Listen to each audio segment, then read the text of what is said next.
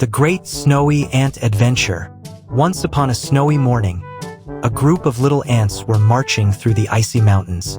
They were on an important mission, carrying almonds and one very special flower that a girl ant was taking home. All was going smoothly, until it wasn't. Leading the charge was the bossy leader ant, who suddenly realized she had no idea where they were. Classic. She climbed up a tall rock, waved her little antenna around, and finally picked up a signal, probably 5G. Then she scurried back down and shouted, "Turn right! Trust me this time." And off they went, all the ants marching behind her like a mini army. But no one noticed that the last ant in line had slipped and fallen into the snow, like full-on splat, boop, gone. When she finally managed to crawl out, shivering and looking like a frozen raisin, she realized everyone else had left her, just her in the snow, alone. And then it got worse. A gang of angry red ants spotted her and were like, "Hey, what's she doing here?" They were not in a friendly mood. They started chasing her like she owed them rent. She ran as fast as her tiny legs could carry her, but she reached the edge of a cliff. No way forward. The red ants surrounded her, huffing and puffing with rage. So she did what any smart ant would do. She dropped her stuff and bolted. Forget the flower. Forget the almonds. Save the thorax. As soon as the red ants grabbed the thing she dropped, boom, the cliff crumbled, and they all fell down like cartoon villains. The black ant, now safe, peeked over the cliff and was like, "Phew, that was close. Karma's fast up here." Then she spotted a tall tree, climbed up, and waved her antennas like crazy to signal the others. They actually saw her this time. Turns out, the tree she climbed was the same one that grows the girl ant's special flower. So she grabbed a new one, bonus, found a new, drama-free path, and finally made it home safe and sound. One day, a little black ant was carrying an olive from the dining table. When she reached near a flower pot, she made a tiny sound, and suddenly, a small hole opened in the pot.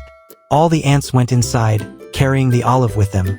They were storing their food for later. Once everyone entered, the hole closed again. But a group of red ants had seen everything. They hid behind the pot, waiting for a chance to steal the food. As they tried to sneak closer, one black ant guarding the pot spotted them.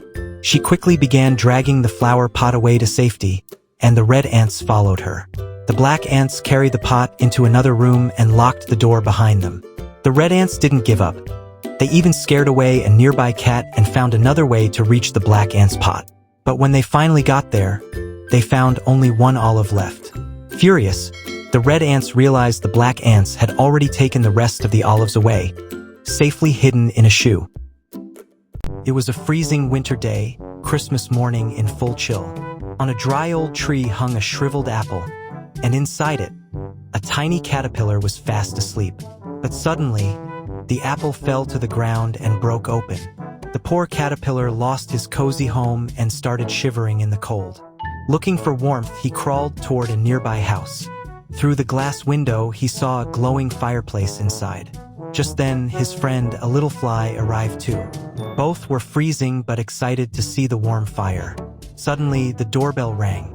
The man living in the house opened the door and saw the dried apple lying outside.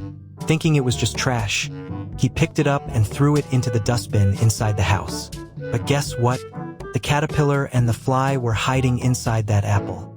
Once the man left, they quietly crawled out of the bin and moved toward the fireplace. The fly found a piece of chocolate candy, and the caterpillar found a brand new warm home near the fire. If you like this cute caterpillar and his little fly friend, make sure to like the video and subscribe to the channel for more adorable stories. The Great Ant Adventure Cherries Ant. One fine afternoon, a fancy dining table was loaded with delicious food. Suddenly, out of nowhere, came a tiny but mighty ant. She started climbing up the side of the glass, her little legs slipping like someone trying to run on ice. Halfway up, she lost her grip and splat. Down she went. But this wasn't just any ant. Oh no, this was a motivational speaker in ant form. She dusted herself off and said, "I didn't come this far just to quit at the juice." So she tried again. Finally, with one heroic leap worthy of an action movie, she landed right on the straw like it was her personal elevator to glory. From there, she spotted her dream, that juicy red cherry. Her eyes sparkled like, "Oh yeah, that's dinner." She jumped from the straw straight onto the cherry. She bonked right into the cherry and bounced off it, landing with a plop on an ice cube. Now she was surfing like a pro, floating around the juice like a tiny bug-sized ship captain. But our aunt was unstoppable, this time landing perfectly on the cherry. With one powerful shove, she pushed the cherry right out of the glass. And our aunt slid down the glass like a tiny superhero, making a dramatic exit. At last, she reached her prize. She stood beside the cherry like a conqueror and took a big, victorious bite. In a snowy area, a little bug shows up and spots some flies buzzing around. Curious, he walks toward them and suddenly teases them, then runs away as the flies start chasing him. On the path, they all come across a giant spider web. They poke holes through it and keep going. Seizing the moment, the bug hides inside a snowman. The flies arrive, searching for him around the snowman. Suddenly, the bug jumps out. He knocks out the first fly with the snowman's carrot nose. The second fly goes down after getting punched. The third fly gets whacked with a broom. The last fly charges after the bug but slips, tumbles away, and rolls until it turns into a huge snowball that crashes right into the bug. Later that night, all of them, bruised, tired, and half-broken, sit together around a small fire, warming themselves in the cold.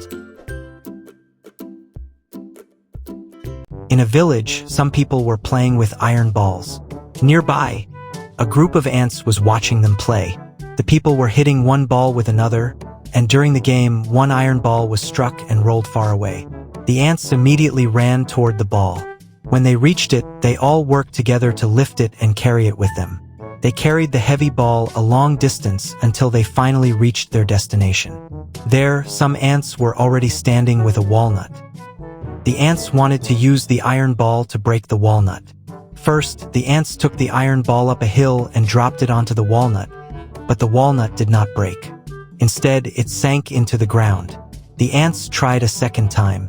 This time, they placed a piece of a broken pot under the walnut and dropped the ball again. The pot shard broke, but the walnut still did not crack. The ants made a third attempt. They placed the walnut on a large stone and dropped the ball. This time, the walnut bounced around like a rubber ball. Finally, the ants carried the iron ball to the highest hill. From there, they dropped it directly onto the walnut. This time, the walnut finally broke open. But then, something unexpected happened. Inside the walnut was a caterpillar. It had already eaten the walnut from the inside. All the hard work of the ants was wasted.